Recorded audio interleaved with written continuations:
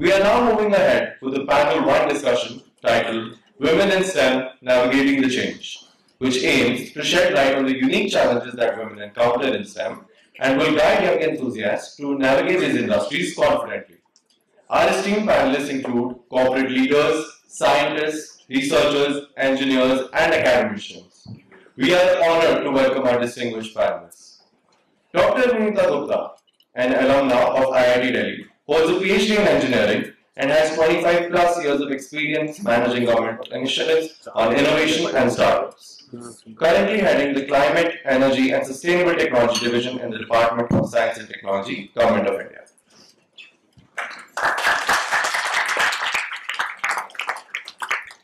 Ms. Shipra Chowdhary, who is the Senior Director of Government Affairs at SAP India Private Limited. Her responsibilities span engagement in policy areas such as cloud, IoT and cyber security, along with key programs like Digital India, Industry 4.0, Startup India, Skill India and Smart Cities.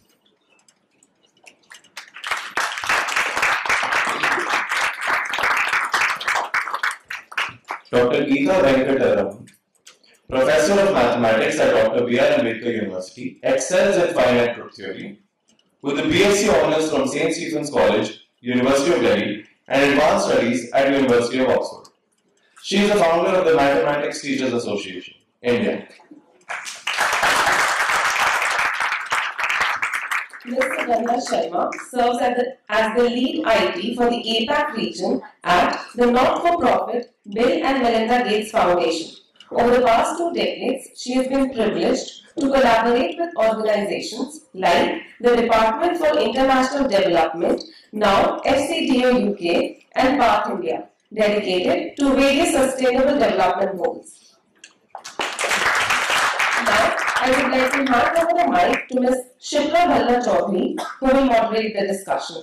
The student volunteers will show a placard of 5 minutes as a clue for you to conclude the panel discussion and open the house for Q&A.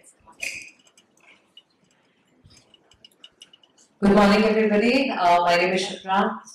First up, thank you very much for your invitation to come here to be dwarfed with such distinguished women on stage. I don't know how I was selected as a moderator. I'm clearly not even halfway measuring to their accomplishments. But it's wonderful to see a full room, people interested with their questions, their queries, their comments. And again, thank you for all the men in the room for coming and supporting us. It really means a lot. I've spoken on this topic a couple of times in different formats to students, to women, internally. And I always end up, wondering why this conversation continues to be in rooms where I feel we have made substantial progress in some areas and still some areas are left behind. I wanted to take this opportunity to probably ask all these distinguished women out here of what more they can add. How do they think that we have progressed over a period of time? The progress is known to all, but which are the areas that they feel still need to be talked about in rooms like these, and what is their prescription of how they can be fixed in their experience? We have people from academia, we have Sugandha from the social sector, and we have Anita ma'am from from the government. So it's a very interesting mix of women who have forged ahead, in their careers in very different settings, with very different backgrounds, aspirations, personal and professional challenges. And I wanted to take the opportunity for all of us to sort of talk more about it. I think we are missing one panel member, but we'll try and make up for her absence.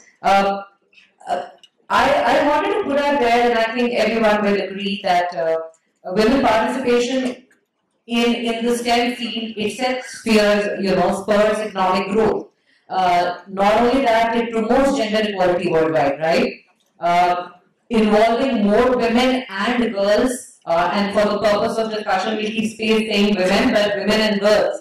help create a more inclusive and diverse scientific community. It is including women in science helps ensure that the resulting knowledge is effective of the needs of the society as whole and not just one community.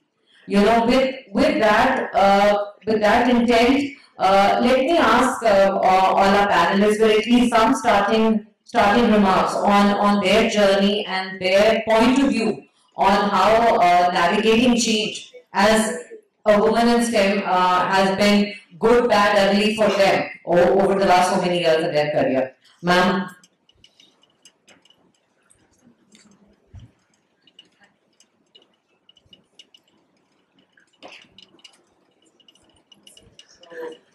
Good afternoon, everyone, and thank you, Swati ma'am and BMU University for such a thoughtful, thought-provoking, enlightening event. And thank you to all the panelists for a conversation we will be having today. So, just to dwell this a small capsule, I belong to a very progressive and highly educated family of academicians, researchers, doctors, engineers, and lawyers. So I think education is the base. It shapes up your thought process, the way you look at your society, your family, how you deal with the professionals at workplace. I think that's very, very critical. And also while upbringing during your childhood, your school days, the people who surround you. So for me, apart from my mother, my nanny, who was married off at the age of 16 years, was a real source of inspiration, because the kind of the grace, the poise, and the voice she had, she made it a point that although not being educated at collegiate level, she had very clarity of thoughts, and wherever it's a topmost family decision making, she made ensure that her voice is heard. So that is the first more thing, irrespective of your education, your economic strata. If you are in a position to really come out and your voice is heard. I was actually on the 7th of March, on the eve of this year's International Women's Day, I was invited by Honorable Ambedkar of Netherlands, Marisa, and therein Kiran Bedi was the guest, and I think it was so inspiring to note her journey as the first woman IPS officer, and with the pure grit and determination, how she overcame, and she really made a mark from the day one itself. She was asked that if you want to really change the uniform, first woman, she said no, nothing doing. What men are wearing, she is ready to don that kind of uniform. So I think, and we could hear Sharma also talk about that. We could hear Ritu also talked about, if we really want to excel and do ourselves, we do not need special kind of arrangements. We have to work in the same environment, same conditions, and be prepared to take charge of the situation we want in. And I'm totally impressed by what Indra Nui had pointed out, a coping mechanism. So we have to figure out the coping mechanism wherever you are to strike what are the balance, what Shata also said, that you have to teach your children and immediate family members the kind of work you are in, explain them the conditions, and I think they will be more than willing to accept you the way you are. They will be able to realize the kind of time schedules you are in, your pressing needs and the work-wise, and you have to really strike a balance. And when I joined my engineering in mechanical way back in mid of 80s, things were very different. But thanks to I was in closer to Bhalla steel plant, where we had families from across India, and there also the society was really very progressive. We were 8, we had the record breaking 8 girls opting for mechanical engineering out of a batch of 60. So we shattered that records and had the highest batch of women during that time, 25 of us, and we opted for few opted for metallurgy, chemical engineering, and electrical engineering. So I think now, if I really look back, because as a part of my responsibility, I reach out to so many institutes, engineering colleges across India.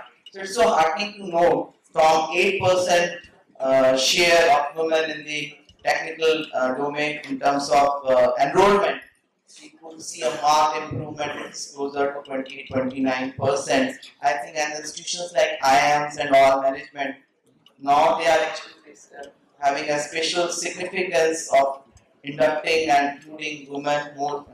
Both inclusion and diversity is a bigger role. I think if you provide a real kind of a conducive environment and conditions, be it at your home, at your institution, at your workplace, I think sky is the limit.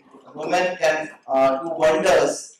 And when we talk of like STEM, as per the World Economic Report, in terms of enrollment, India has a 42% enrollment. And if we really widen the scope of STEM, which is science, technology, engineering, and mathematics, add two more M's. One is medicine and another M of management. So if we add it, I think we may have even greater number of women. But when we talk of the workforce, there is a bit decline. As per the workforce, it stands to be 27%. So DST as a department, I think 20 years back, our leaders were really very visionary. They took cognizance of this fact that going forward, women has to contribute equally, not only the economic development of the nation, but also for the nation building itself, led by science and technology. And we really rolled out various initiatives, interventions, and programs to spur the and plug the leaky pipeline of women in STEM area. And Vice Kiran is the current program under whose umbrella various schemes for enhancing the women's participation. Be it like sort of familiar responsibilities as a breaking career. We have a fellowship to offer from the 27 years of age up to 60.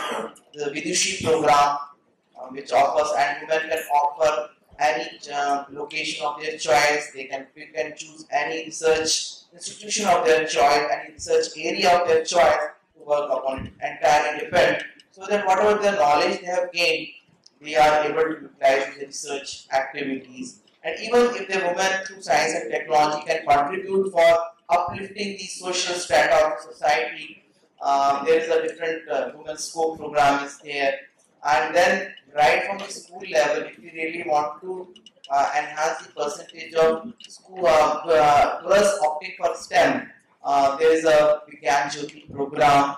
There is a Gati program where institutions are now being, it is a gender advancement program, where institutions are ranked and we encourage them to create the right kind of ecosystem for women's participation in the women. Our sister department, biotechnology, have their different program, biocare program, and so another research entity serve as a serve power program, because 1 in 3 researchers only find place in the high-end research publications. So how do we enable them? So there's a dedicated. So as a person, I don't feel that women really need reservation. It has to be based on merit. But there are certain areas where women are underrepresented. So we should find out some mechanism to really motivate them to opt for such kind of areas. So we heard of Shraddha, like manufacturing is this domain where we do not find much of women. So we should have some mechanisms of really enhancing their participation. Now we see Dr. Ritu, the space domain, the kind of women participation is there. Actually, our aerospace sector has also, in terms of airlines, recruiting more women pilots. There was all women crew which flew to San Francisco. So we see glass ceilings are being shattered in all the domains. Traditionally, in STEM, we could find, okay, in medical college, women doctors are there. In biotechnology domain, many women are there. Opting for biology and all science streams, more women are there.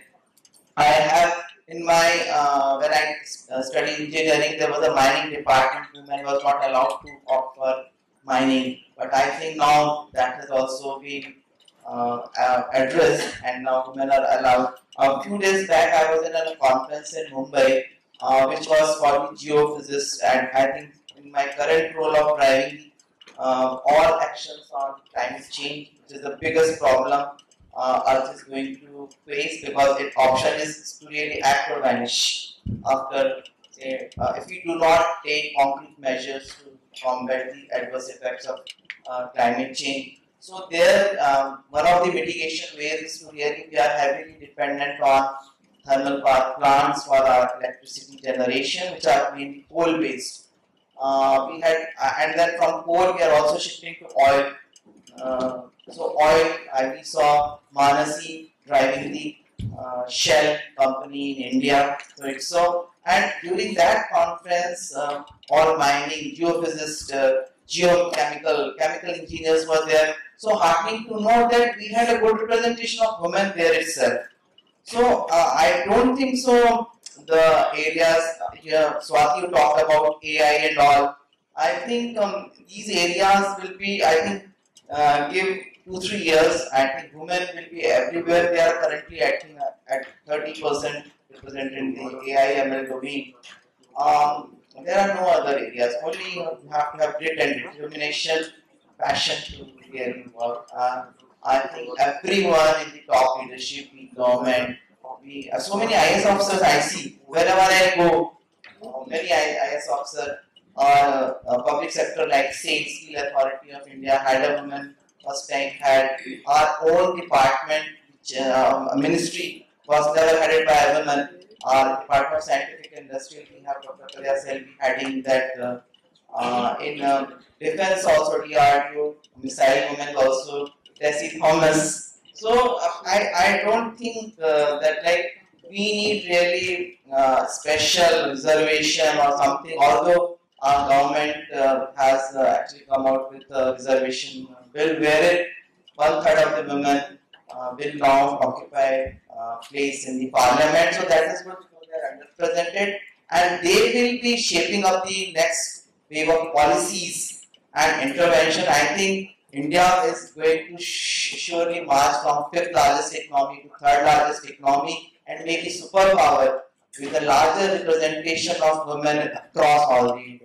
So I think we are at the right spot, and obviously the leaders who are driving the various academic institutions which are seedbeds of new ideas are catalyzing the growth of our future change agents of the country. I think they actually owe a great responsibility to nurture that kind of conducive environment. Once that is done, once the foundation that is built up at the family level, upbringing, school level, I think there's no stopping. We don't need, we will be equally, I think we will show ways to other parts of the world as well.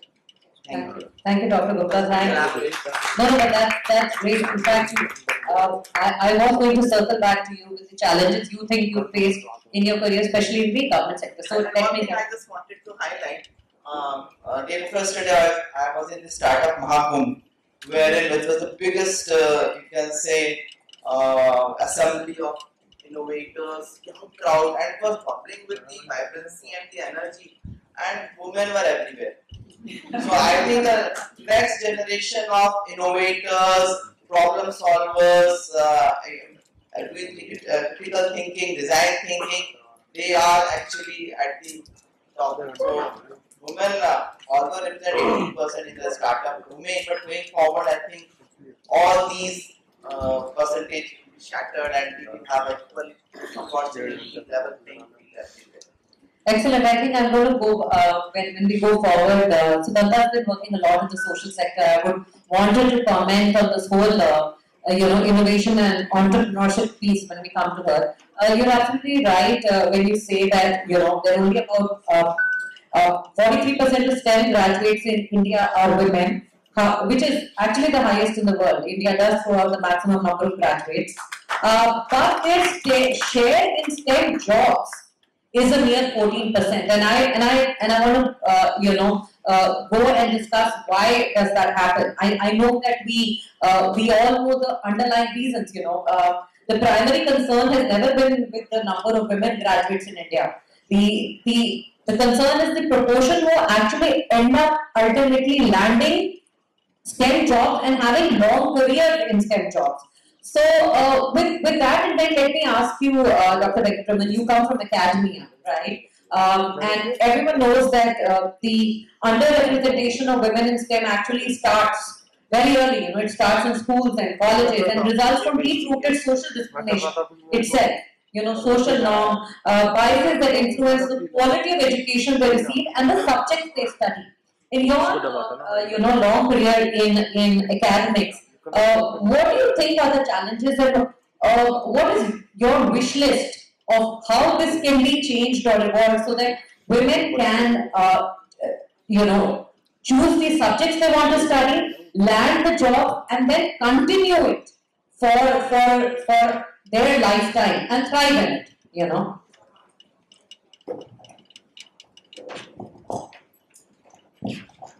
Hello everybody, and I think we've all had such a fantastic morning of listening to the keynote speakers, and I hope as panelists we also continue to give you things to think about.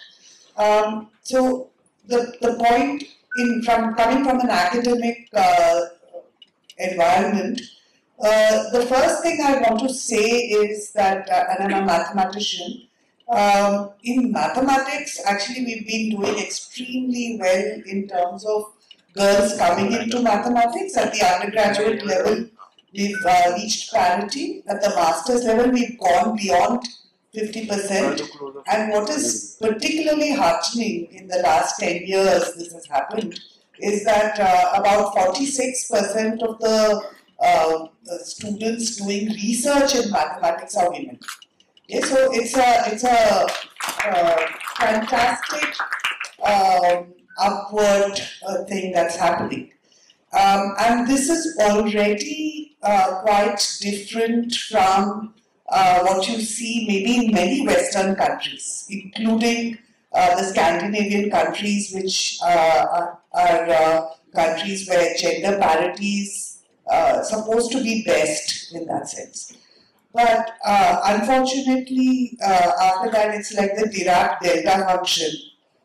So after reaching, or heading to a good percentage at the PhD level and so on, we just head downwards when it comes to even, in a subject like maths. Technology is far behind, I must say that. Science is still doing quite well.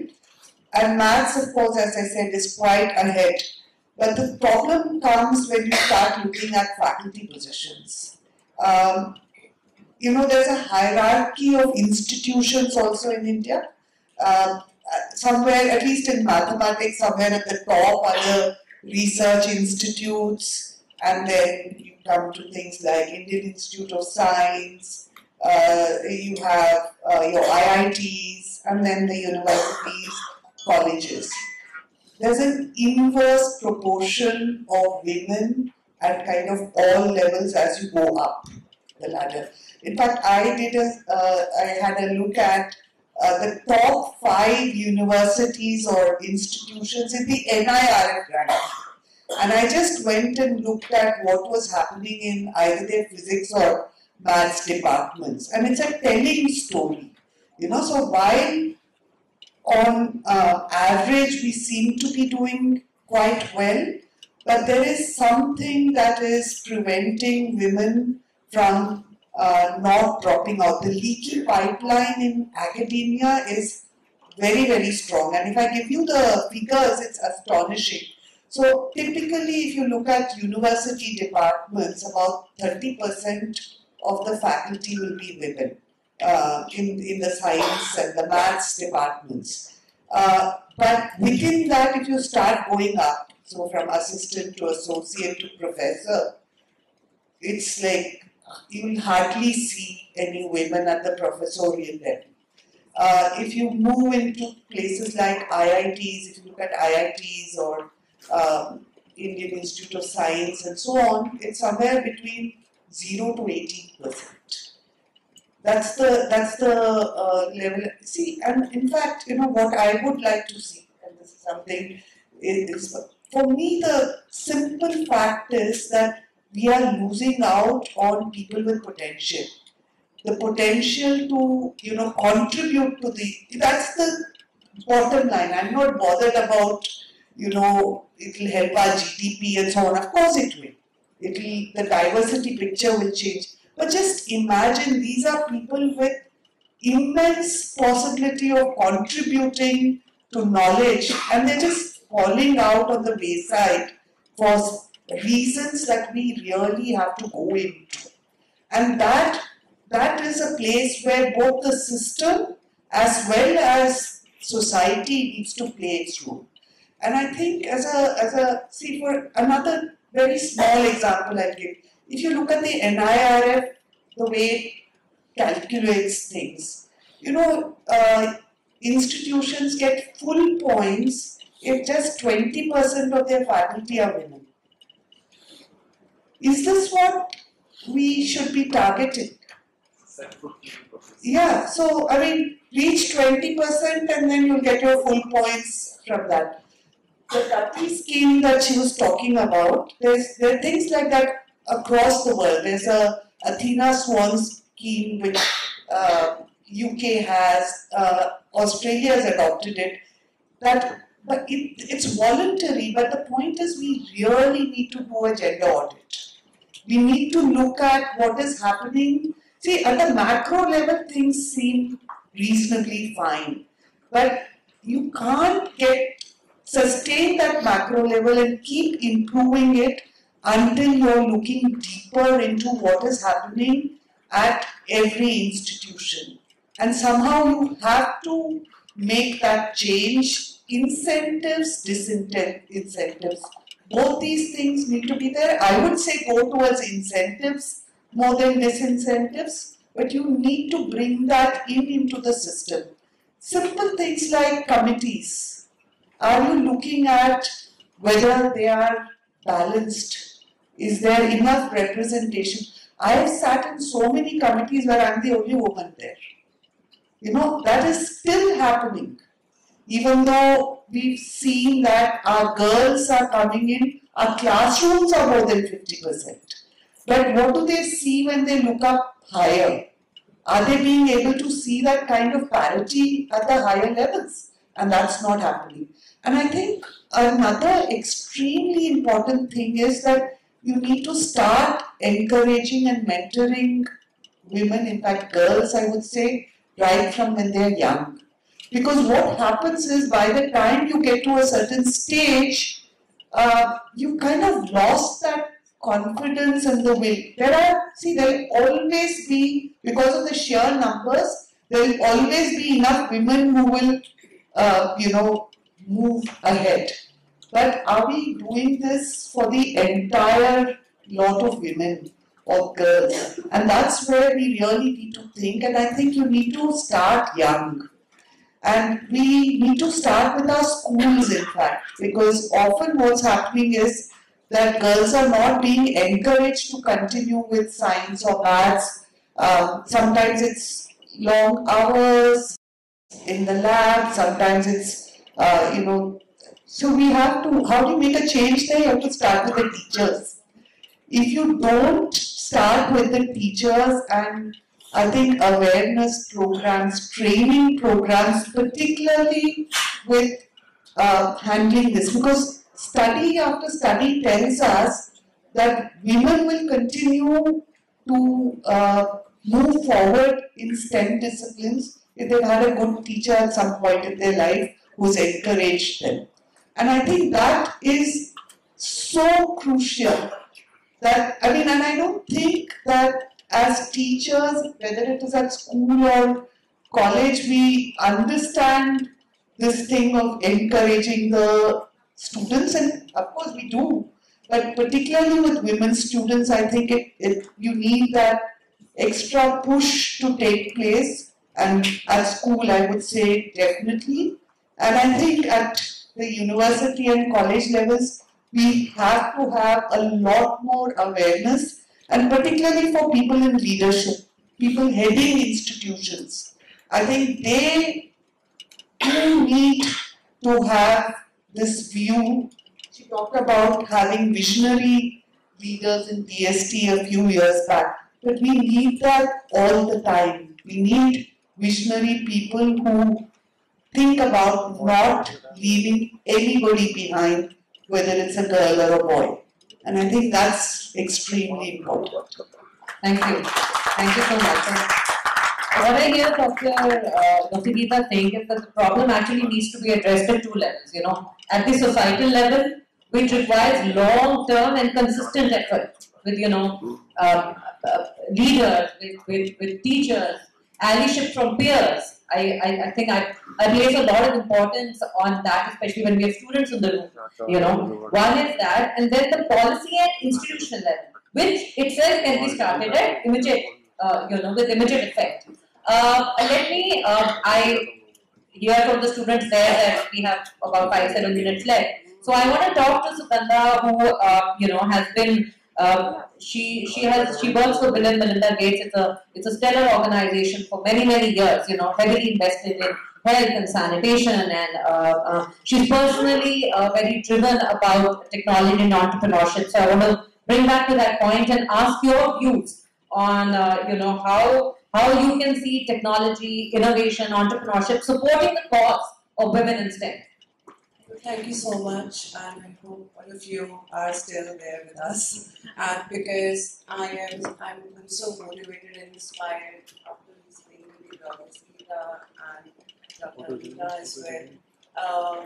And I'm actually quite privileged to be amongst you all of you here. Well, technology has helped equally both men and women. So there is no discrimination when it comes to what opportunities it has created for all of you here across the world. So we have been fortunate enough to have equal access through technology to various learning sources, be it in a formal space or an informal space. So it's available for free at many places. Decades ago there were limitations as to if I want to pursue engineering, of course I'll have to go physically to an institute and learn those skills. But now you have that ability to attend online in whichever mode that you. So through that, technology has not discriminated. I myself, have been with not-for-profit organization for more than 18 years now, and have been fortunate to be working for the causes which goes for the Sustainable Development Goals for various countries, including India, as well as the Africa region. I was also fortunate enough to have role models, both in professional and personal life, and I would want to actually echo both of your voices here. What is needed today is the role models. I think we lack that in some ways. We need role models in various landscapes. In social sectors, I actually saw a lot of women representation at various levels, and that really kept us going in different forms and shapes. Today, with the use of social media, women have online presence. They can actually share their skills with different people here, and they can voice, and they learn so much. They can share their experiences. So technology did not discriminate there, and it will always remain as a pivotal source of learning for each of us. Now, I think again, and the women who are there in STEM, they were able to utilize the skills that they have, and also the resources that's available online. And somewhere I believe we have reached where we do see representation, of course not equal representation everywhere. I think we still need to take a step back, and we also need to see where do we have to implement better resources in terms of the underprivileged girls and women in different sectors. I'll only talk about India right now, I'll not talk about other regions. So we work for the underprivileged people, including women, for women empowerment in regions like UP, Bihar and Odisha. How is innovation helping them? The products that you would be creating, in future, or the existing tools that we have, how our women in those regions are able to use them? I'll give you an example. A woman in a tribal region in Ranchi, in a very rural area, even your network will not work there. How will that woman be able to use a Paytm tool or any of the online tool or an online resource to access those resources? So we are not, when we are creating a product, we are not thinking it from the lens of a person who is sitting in that rural area, and more importantly, from the women's perspective. So how the foundation like ours work is, when we work with different vendors and partners and ministries, when we are doing the design thinking, we have to include the women perspective in utilization of those tools. So it's a request to all of you here, whenever you're designing something, including men, please include a women perspective, and how will it actually be impactful to the larger section of your society. We are not here talking only about the privileged ones here. We have a responsibility towards the ones who are underprivileged and need more voice. That is the root level where we have to work to bring and uplift the women power and come in that STEM level. That is when we'll actually see the change. Not just in STEM, across the different streams of education that we have. Be it communication, be it legal systems, be it advocacy, etc. So we have to work from that root grass level. The last point that I would want to also say is technology will remain the major catalyst in bringing change and do women empowerment, but we have to also work at the advocacy levels so that we can have policies inbuilt into our systems which gives the lens and gender lens to all of the programs that we are working on. That was me. Thank you. Thank you. I think fresh perspectives from all different fields have made this, at least for me, this discussion very interesting and a pleasure to moderate. I do believe that, emphasis itself should be on creating a level playing field, where women achievers become the norm and not an exception that we need to discuss in rooms, right? We all of us should be working to remove the barriers that limit access to markets, global value chain, sustainable finance, affordable finance, and the whole, it requires a whole ecosystem approach and not just a government approach or an institution approach, but a whole ecosystem approach, both personal front as well as professional front for allowing women of all fields to progress, all the more since we are discussing women in field. I take this opportunity again to thank all of you to come here and share your journeys. Happy to take any questions from the audience, and also in paucity of time, if you can't address questions, please catch us outside, and happy to answer. I just wanted to make one observation. The role models was important to that role model. Yeah. I just wanted to give your understanding that there have been some interesting biographies which have come up in the past 2 years. One is about E.K. Janaki-Ammal, the life scientist, about whom there is this very interesting biography called Chromosome Woman, Nomad Scientist. And it's written by Savitri Preeta. And there is a similar biography which has recently come. I forget now the title, but this is about a statistician and a mathematician, an econometrist, who used to work very closely with Mahalanobis in the initial planning stage, and she was a woman. And then the contributions that she made. In the planning, econometrics, and statistics are very, very male-dominated in our country, but there have been people who really pioneered and made a mark. So these biographies are now available. I would certainly, I'll be happy to share. Please do. Yeah. Please do. Thank you. Yes, ma'am. Please let us know your name and what you do and who's the question addressed to. Sure. So my name is Shipra, and I come from IT Career. And my question is addressed to all three panelists, if that's possible. So my question comes from the organization I come from, which is IT-APAC-Bill. We do career counseling for students.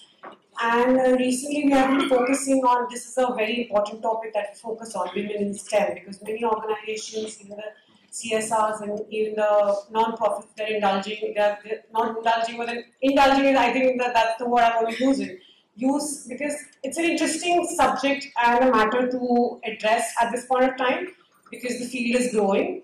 So I want to understand, as to given the sensitivity and challenges of the subject matter, what are the components as an organization we can add in our offerings that can actually redefine the subject that we want to address.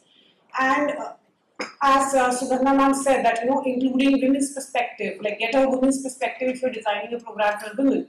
So how we can add that perspective, how we can add those elements in our approach and design programs or projects in a way that it really results in change. Because now we see from our intervention, we might see 5 to 7% of change in a group of 200 to 500 students. But on a bigger or scalable, like to bring a bigger or scalable impact, what can we bring in our approach, and will it change anything? Geetha, Sugandha, any one of you want to take this? So thank you so much. I think there is no one answer to that. You really have to work across different facets of how to resolve that problem. One thing, so I'll give you an example. We were in my team. We were working on the DEI issues. Something, we wanted to develop something, some best practices. We figured that if we want to resolve something, we can't work in isolation. We have to bring everyone to the table. We have to hear them out, and it should not be done once or twice. It has to be a continuous effort, and it can't be done in a closed room. It has to be spoken. People really need that safe space where they can share out what are the problems that they are facing. If I'm being troubled by something, I need my team, my peers, to provide me that safe space to share out what are the concerns and then talk about it. So when you are designing something, I think the women representation is needed to have women's perspective. That's the basic. So once you have that women representation, I think half the problem will be solved by just encouraging them to, see from that lens. It's a practice that we need to build and across. And then the social norms, the barriers that are there, that's something the entire ecosystem has to be worked on. Of course, at your individual level, what you can do is just promote others to raise out their voices, etc. I would also like to improve what Sugandha has highlighted, because if you are a part of your organization, you should have this policy practice before you bring the representation of women in your organization, so they are part of whatever discussions and decision making, and think from the woman perspective as well, every aspect. So whether your projects are benefiting women or you are designing some projects where women can have a better say in terms of as an implementer, I think you have to have a greater role of women in your organization. Then only you will be able to influence and impact. So that's it.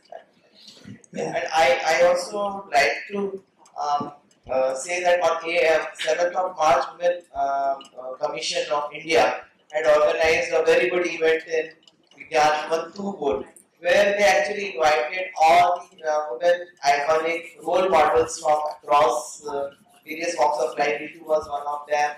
Then our Vikesh was there from the spirituality side. We had someone, a youth leader, Sharma. Then we have an acid attack survivor. So, and Saina Nehwal is a sports icon. And hearing their all inspiring stories, all had a different journey to navigate and what they have achieved. I think if we give them a voice to really, platform to voice their, you can say, viewpoints, I think that is the first and foremost thing which we need to do. Due to the positive time, we cannot take any more questions. Just wanted to ask. I was just going to say a few words if you would be allowed me. Yeah, no, one of the things I think becomes extremely important is having a network, a kind of a, like in maths I can talk about, we have something called the Indian Women in Mathematics, and that's funded by Govt of India. The National Board of Higher Mathematics has funded it, and we've been working for more than 10 years. And what it gives is a safe space. You know, I mean, there is, we have our annual conferences where there's also a panel discussion, open discussion, and young women. So these are postgraduate women who are just entering into the things, and there are senior women as well. And so you have this space where you can just talk about your problems and you come up with solutions as well. And many times things you've just not thought about come up there. For example, there was a simple thing of childcare at conferences. This is something that's followed worldwide, right? I mean, the big main conferences of maths that are there, like the International Maths Union organizes International Congress of Mathematics, there's childcare available. You can travel with your child to the conference. So, I mean, that was such a simple thing which is not still coming here. So, I mean, having a forum where, apart from having women representation at all levels, a forum where you can actually exchange thought, get ideas, learn about things that the younger generation is coming. See, my generation didn't think about taking the child to the conference, for example. But the younger women are asking, why is that not available? So, you know, I mean, you need to have that dialogue, conversations, and a forum to be able to do that as well. I'll just take 5 seconds. So, I just have a quick point. So, is it a matter of choice that women don't take STEM careers, or is it really a matter of equality that women don't take STEM? I don't think we're really discussing for quality anymore. I mean, don't mind. Yes. What we're asking for is equity. We're not asking for equality. We've gone past that point. Okay. Right? At least in the urban context, I can safely say we've gone past that point. We are asking for equity. We're asking for equal participation, equal say. The whole notion of old age equality and feminism is gone. We've gone beyond those challenges, organizations, governments, the whole ecosystem has, moved from point A. The challenge is point B. How do you define point B? How do you work around the limitations that come with new age careers, nuclear families, different options opening up? We have to now rethink the world, and the post-COVID world is also very different from the pre-COVID world that we worked in. Right, so there is a whole new layer of conversation that will begin. It isn't a matter of choice or not choice anymore. Young women in schools and colleges, universities like yours, are you limited by what your career will be 10 years from now? I don't see that, at least I can't say right now. But you have a much longer runway that you can imagine. You have family support, you have your teachers who are supporting you. The choice is how you are going to navigate. Women's careers are not linear like men's careers are. Let's put it out there. You don't go from point A to point B jumping ladders. We will navigate our careers according to our life stages. It's okay to accept that. It's okay to fall back, come back again. It's okay to ask for help. So we should be looking at equitable participation in whatever form we are doing, and not really quality. That we are done, I think, with that conversation for sure. Happy to take, otherwise I know you're staring into me, I'm going to keep down the mic.